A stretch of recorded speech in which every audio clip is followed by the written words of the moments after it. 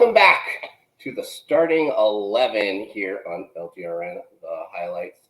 Thanks for deciding to watch. Adelia Chamberlain, my trusted companion and friend, is on assignment and won't be here tonight. You're stuck with me. You're stuck watching me, which is, come on, it's not so bad, is it?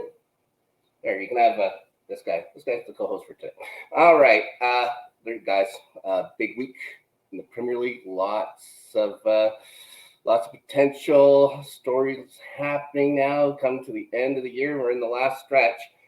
Start with what very well could have been the marquee matchup. Somehow, a match of Aston Villa and Newcastle is now a marquee matchup in the English Premier League. And as for Newcastle, so much for their 5-game run, 5-game winning streak. Eddie Howe squad just forgot to show up. Unai Emery's got Aston Villa breathing new life. They've been really good. They took full advantage of it, and Ollie Watkins is turning into a star.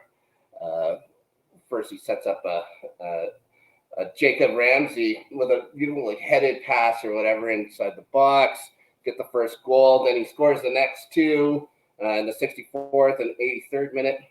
Alexander Isaac, who's been playing real well for Newcastle, had a good chances, but couldn't get anything in. John McGinn had a good game as well for Villa. Villa now 3 points shy of Spurs for European football, just 3 points shy of the Europa spot. And unfortunately, Newcastle will drop to 4th. Man U wins their match versus Forest. Match that happens Sunday. We'll talk about it when we get to those matches. First off, I just want to bring in our buddy Justin to tell you a little bit about our Patreon. Hey guys, it's Justin, aka Hambone, just here to let you know a couple of things that we have going on with the channel. One, we have a Patreon. If you can and want to support us, you can do that. As little as $1. You can join the Discord. We also have a merch store where you can get some cool shirts, mugs, and stuff with all of our different shows and labels on there. And thank you for all of our supporters that have already been there with us. Guys, that merch store is store.letsgetreadynetwork.com. Get this Let's Get Ready Network sweater. You got a Playoff Beards hat, Playoff Beards, featuring a couple familiar co-hosts you might have seen possibly on this very program. In 1 second, let's talk a little bit of news. A little bit of news going around Premier League. First off, forgot to mention this last week, but congratulations to Victor Company and Burnley. Burnley has won promotion to the Premier League for next season. Victor, I guess some managers down in the championship have said that it might be the best squad they've seen on the championship side they've seen ever. I just know they're fast and they score goals and stuff like that. There's a squad I wish knew how to score goals, but have totally forgotten. I will talk about them later. But yeah, Victor Company, it doesn't even feel like he's been retired for very long. He's got a squad rolling, and congratulations to them. Probably only a year, but who knows? Who knows? Good luck to them. Konstantin Hatzidakis, the assistant referee who elbowed Andy Robertson last week in that Liverpool Arsenal match at halftime, is going to go unpunished for his actions. Unpunished. He was put on leave for this week while they investigated. I guess he had to give I'm sure was a heartfelt apology to Mr. Robertson, which Robertson accepted. So, all right. I'm not a huge fan of that decision. I think if players have to be careful and they're apt to be suspended for their actions, referees should as well. There's got to be some kind of mutual getting together. As it is, though, guys, don't try and grab at refs. Don't surround refs. I don't know why they haven't tried to rule this thing out. Just start throwing yellow cards at people when there's more than one person that comes up. There's got to be a simple solution to this because it looks awful. It looks like a temper tantrum. Every time you look like immature brats. It's bad enough with the diving. VAR looking to add up to 4 more cameras to check offsides. That's not the problem, guys. The problem is the quality of it's come down to fingertips now. It's too much. It's too much. If there's an advantage, if you can see that there's an actual advantage, a foot over, you got to step on the guy. Maybe your head pointed in. That's gotta be it. When you get down to fingernails or a knee, anything like this, it's getting too much. They got to pull back, not go and press harder for offsides. And it only matters if you draw the lines right anyways. If you forget to draw the lines, it doesn't matter. Anyways, 4 of them. Lissandro Martinez going to miss the rest of the Man U season. He broke his foot in a Europa League match against Sevilla in a non-contact injury. I know how that feels. I've done it myself. Of course, he did that on a pitch, playing at a high level of European football. And I did it going off my front step. At least it was wintertime, guys. In Canada, it gets cold. They still have Harry Maguire, Victor Lindelof, and Luke Shaw, though, so they'll be okay. Nobody should weep for Manchester United. And speaking of them, the Glazers look to be keeping the club. They had they were opening the club up to bids. It looks like they may have been doing this just to boost the club's value. There's been talk of this before, and it was reiterated in a thing on the score.ca. It's like, all right, fine. You want to boost the value of your club? Fine. Anybody who owns United should be ashamed of themselves. And speaking of shame, Chelsea have now had face-to-face talks with Julian Nagelsmann that happened on Monday here. They've also talked to Ruben Amorim this week from Sporting Lisbon. Chelsea needs something. They need a full shutdown. They got to get rid of guys. There's too much. Let's talk about Chelsea 1, Brighton 2 at the Bridge. And Chelsea just had the shit kicked out. It was 90 minutes of disgrace for my favorite football club. Despite going up first, Conor Gallagher, off a deflection in front by a defender, pops in. It was run against the stream and stuff like that. Okay, great. We're up 1. Didn't deserve a goal. We got it. Here's the announcers always say Gallagher. And they say it every time. It's not like it's a mistake. They said it once. They said Gallagher every time. I don't just hear it was Gallagher. You look at Gallagher or Liam Gallagher. It's Gallagher. All right. Matoma was terrific in this match. He didn't score. But yeah, he was all over the place. Plenty of chances. Should have had 2 maybe. It was Danny Welbeck scoring 3 minutes after coming on. And then Julio Enciso, this kid's like 19 years old and from well outside the box. Of course, that's Kepa Arrizabalaга's goddamn kryptonite.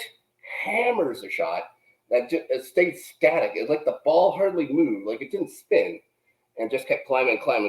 And looks like it was actually gaining momentum as it got closer to the net. Goes in the top corner.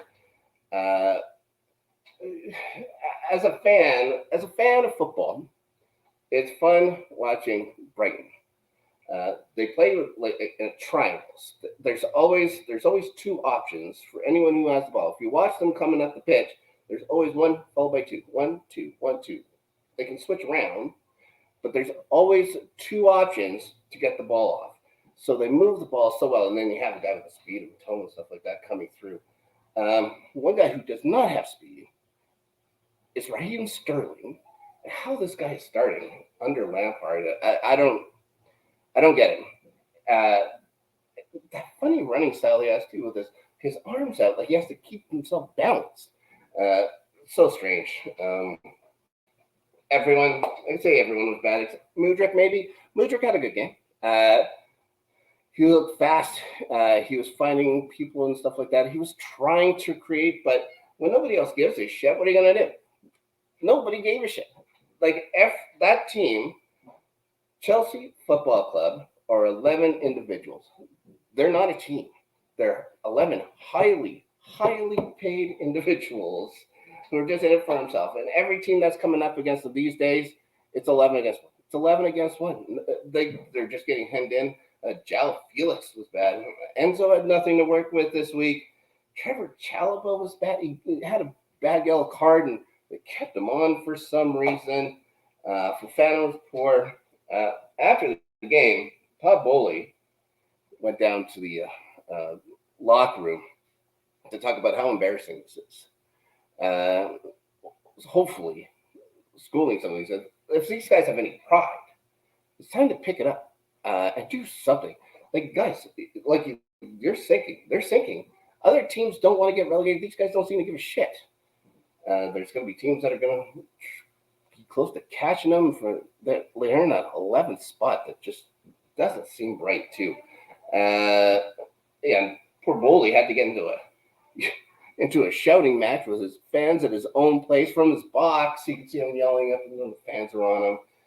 Like, guys, Bowley was, he was dealt a bad hand coming in after all the stuff that happened with the last owner and having to rebuild the squad in the summer. And he's new. They didn't have the right team in. Everybody else from the former ownership has left. So, this is not the year to criticize Todd Bowley. Wait till next year. We'll see. This next hire has to be right, though. He has to get it right.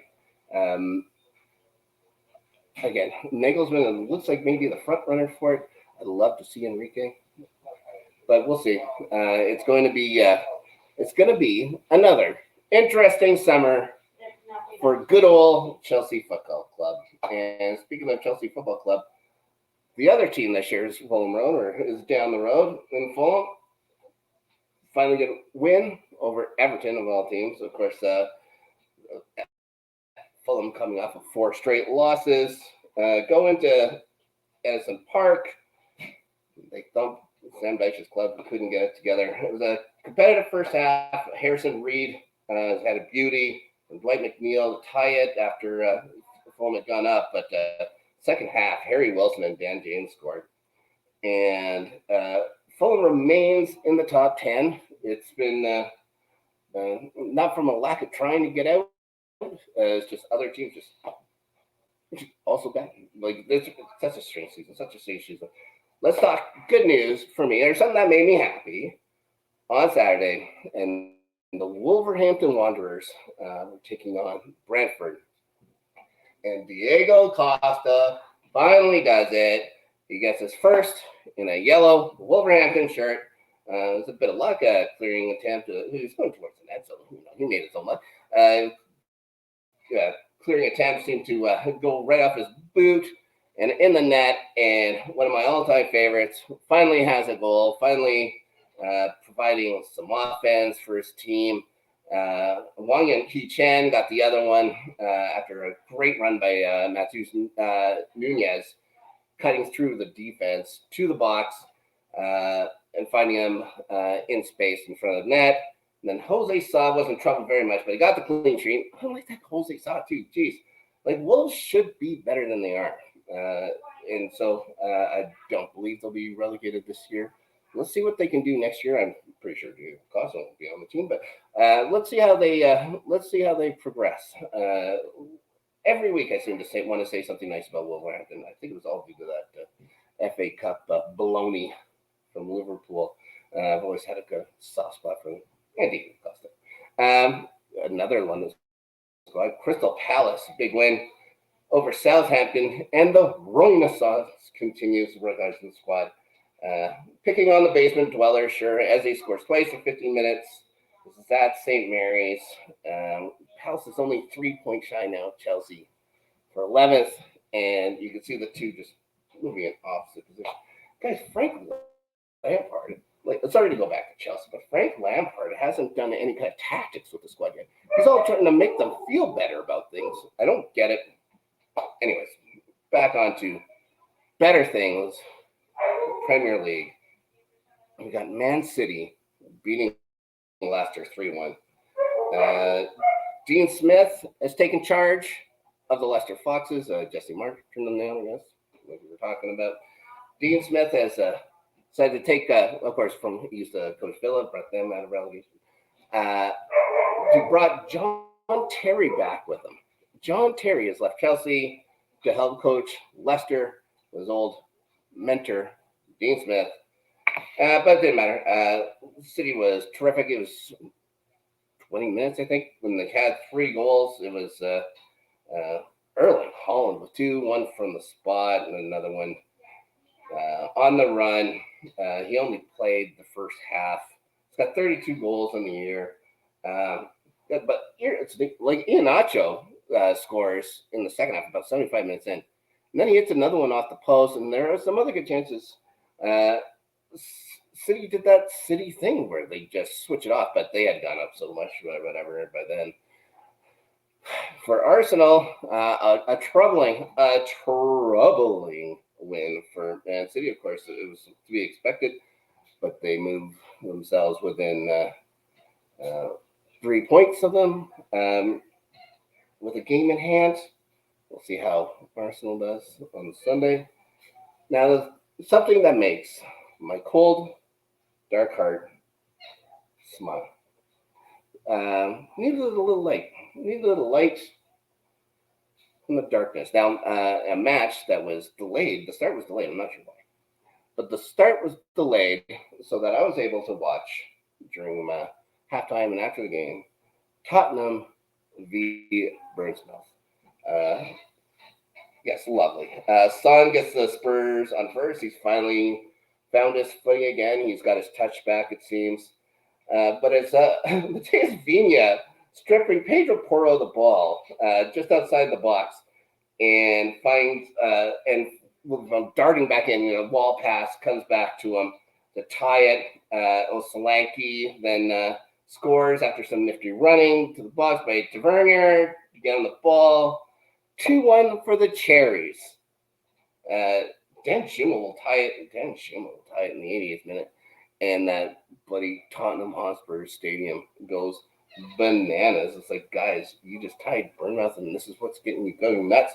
Anyways, VAR had a look to see if Harry Kane was offside and interfering with him. He was offside, obviously, but was he in the way? It doesn't look like he was in the way, but it's not like they were going to call it back or whatever. Although Tottenham never gets the calls, guys. They never get the calls. Whatever. It was ruled a good goal. But Bournemouth didn't forget there was time left. This is the 88th minute. They said, well, we can still do this. And they pressed. With 2 minutes left to go in extra time, Dango Ouattara scores and crushes the Spurs fan screens. Bournemouth beat Tottenham at Tottenham Hotspur Stadium. Saturday, the sun started coming out after a poor Chelsea performance. And I remembered there are reasons to like football, even when your team is shit, because sometimes the teams that you don't like lose. And I'll take it. Let's go to Sunday. An important day in the title race. First off, Man U beats Forest, of course, not that important in the title race. Anthony scores his first goal since October and was everywhere. He was a menace all match. He also had an incredible pass to Diego Dalot for his first ever Premier League goal. And now United have moved 3 points clear of Newcastle for third. They were drawn before. I think they were actually ahead of Newcastle anyways, but from goal differential. But, it's theirs now. Now it's theirs to lose. But starting to lock up Champions League football. Not much to go, and putting some space between them and Spurs in fifth. West Ham, Arsenal, an important match. First of all, I'd just like to remind everybody that David Moyes has a job. I believe that might be the motto of the show. David Moyes still has a job. He earned it this week, though. And once again, the table toppers blow a 2-goal lead. And it was a fast start. Gabby Jesus opened the scoring. He was 6 minutes in, and Captain Martin Odegaard so gets on the receiving end of a nice pass by Martinelli inside the box, and he scores up 2. And then do they just miss the killer instinct? They just lay off. They lay off. They don't press. They don't press for that go ahead like that third goal. That like what City does. They press for the third goal. Put your foot on their throat, and Paqueta. Let's go down the field. Paqueta seems to be upended in the box by Gabriel. It's close. I believe that it was a correct call. I'm sure Adelia might be thinking, well, it's closer. It may not have been or whatever. Sliding. He definitely made a dramatic mess of it. But the finger was pointed right away, so it's up to VAR to say it absolutely wasn't. I think they were putting a bit of a spot there. But yeah, no, they said go to the spot. Benrahma will kick the ball in. Then they're down by 1. Then Martinelli will play the ball off Michael Antonio's hand in the box. And now Arsenal gets a penalty shot. And much like Salah last week, Saka steps up and hammers this thing left, and it was never close. I said last week it was about football gods. I don't know what this would be about Saka. I wouldn't say it's a football gods going against Saka. I don't think he's done anything wrong. But yeah, it's a goal that you have to score to when you want to win championships, and you just missed it. I don't know what it was. You never tried it low or whatever. You just put it wide. It was never going in. It never looked close. Now, I was talking to Adelia last week, and she said that this week, before she went away on assignment, special mission for LGRN, the highlights. She says that this collapse that she's feeling like the collapse is reminding her of last year. Of course, the stakes a lot higher. We're not talking about just playing European football. We're talking about in Champions League football. We're talking about winning the title. And now they put themselves in a spot. They are 4 points up on Man City. They have Man City has a game in hand. They play the 26th of April, so not this coming weekend. It's coming soon. This is gonna be the most important match Arsenal has played in 19 years, since 2004, probably. It's a must. When you say must win, they must win it. City's just on a roll. I think they've won their last 10 games through all competitions. They've just been they're rolling. Arsenal has to get that winning feeling back. They're at a point now where it's going to be out of their hands if they don't win. We'll see what they do. I think they're playing a team that they could easily handle come Friday in Southampton, but they need to take care of business. This is 2 points. I forgot the one. This is 2 points that were desperately needed by this Arsenal club and fell short. And it's a real shame for them. I'm not going to lose any sleep if Arsenal drops out, but I'm not a fan of Man City either. So anything to kind of juggle things up in the top or whatever is always fun. But Man City's had a good run, and I prefer to see it ended, but we'll see. There was a match today, and it was Leeds and Liverpool, and it was an absolute shit kicking. Despite Leeds playing well in the first 30 minutes, Gakpo gets on the board first. Here's the deal, and I have the thing. What is handball? Trent Alexander-Arnold, in the run-up to this play, has the ball come at him on a clearing attempt, just at midfield. He brings his elbow up like this to bring it down. And it drops to his foot. And then he moves in and finds Gakpo for the goal. VAR, I don't think, can do anything about it because it is he wasn't the goal scorer. If he was to drag it down or whatever, hit the ball down with his elbow and stuff like that, they can go back to look at it from there because he played ball. As a referee, Greg Possum, how can this possibly be considered non-handball? How could you possibly have missed it? It was away from his body. It comes down because he went like this. It's not like it hit him here, dropped down, even though we've seen from last week that is considered handball for some reason. You could do this and put it to your feet and not consider it handball. It's a horrible misdecision. Really, it doesn't matter. Salah scores twice. Jota, God, the guy is a little whiner. Very dramatic. He's always looking for the foul. He's falling everywhere. Everything's happening to poor Diogo Jota. But you can get results. 2 goals today. Darwin Nunez with a really nice goal. The Ellen Road spectators started booing them. I think it was after the 4th goal or the 5th goal. But these guys are just watching. Like Leeds is just watching. That's a team that has surrendered. These guys aren't in relegation. You're not in relegation, and it's Liverpool. I guess when Liverpool scores, they score though. They score in bunches. They're going to go in the next few games probably without scoring a goal. Just what happens, and yeah.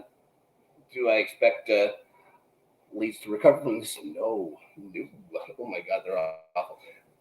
It's what for me now has become almost more interesting than the top of the table has been the bottom of the table. Aside from Southampton, which is going to get relegated, I think it's almost a surety by now, despite how they play this week.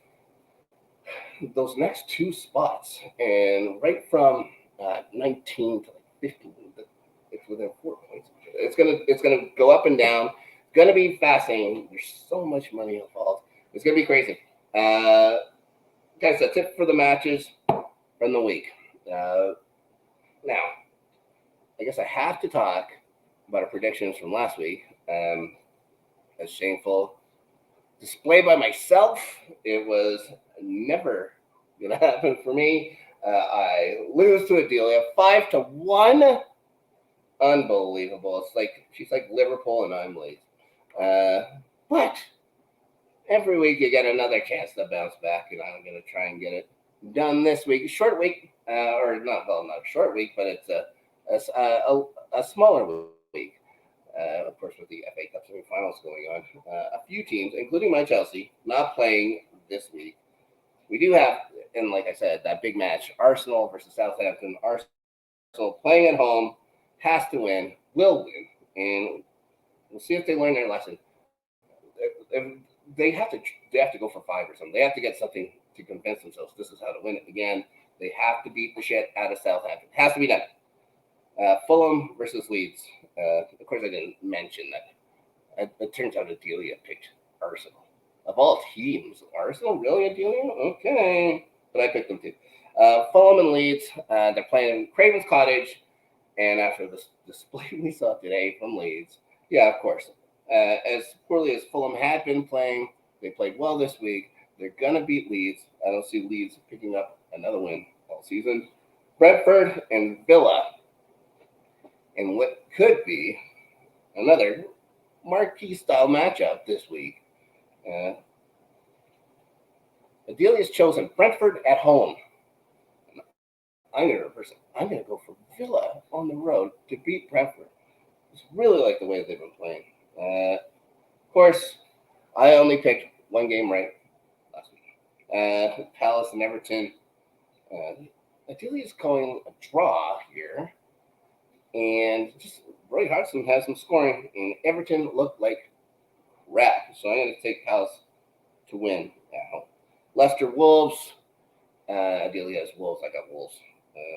again, I like to say nice things about that Wolverhampton Wanderers squad. Liverpool and Forest. They're playing in Liverpool. Adelia's chosen Liverpool. Again, is it that thing they do where they score a bunch of goals and they just have nothing left against the Forest squad trying to fight off relegation? This match I'm calling a draw. I think Forest manages to get a point out of them. Bournemouth, West Ham. Adelia calls a draw here. Ugh. I don't know. I don't see West Ham getting any points here. Can Bournemouth win at home versus West Ham? I'm going to say Bournemouth. Finally, in what is the match of the week, Newcastle fight Spurs, two top 5 teams. They're playing versus Newcastle. Adelia's Castle, and as you guys well know, I will never call the Spurs to win unless I absolutely have to. So yeah, I'm going to choose Newcastle as well. So we have a couple of differences. Here, and hopefully I'll be able to pick up a couple more wins this week. Goddamn, 1 point! Oh my gosh, guys, that's it for the week. Next week, Adelia should be back after a dangerous, exciting mission that she's on for the network. I'd like to thank you all for tuning in. Yeah, guys, click like, hit subscribe, hit the goddamn bell. Never miss a show. Why would you want to? Look at these glasses. They even work. Thanks for tuning in. Guys, you can follow me if you want on Twitter at Snark Yeti. Not a great follow, but be sure to also tune in. Stanley Cup playoffs have started. Guys, the playoff beers are back. We had our Stanley Cup preview, our tournament preview show come out this week. Hopefully going to be doing some live watch-alongs. May start with Thursday's Jets versus Vegas matchup.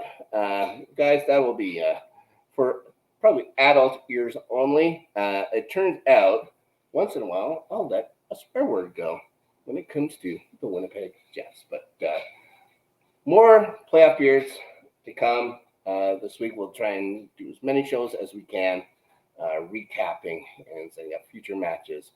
And I would just also like to say thanks to Ryan, one of our Patreons, who came on the show to help us with that. Last I saw, his New York Islanders weren't doing too good. But there's plenty of playoffs to go. Guys, until next week, thanks for watching, and we'll see you then.